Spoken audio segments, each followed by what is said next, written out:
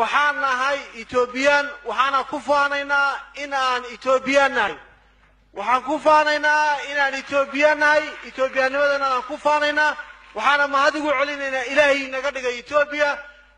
waana ku faanaynaa mar koobaad iyo mar saddexaad iyo mar afraad waxaan leenahay Ethiopianimadu ha waarto Soomaali baanu ku faanaynaa Soomaali baynu nahay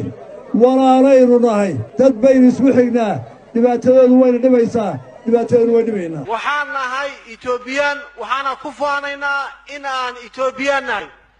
waxaan ku faanaynaa inaan Ethiopian nahay Ethiopianimadana aan ku faanaynaa waxaana mahadigu celinaynaa Ilaahay naga dhigay Ethiopia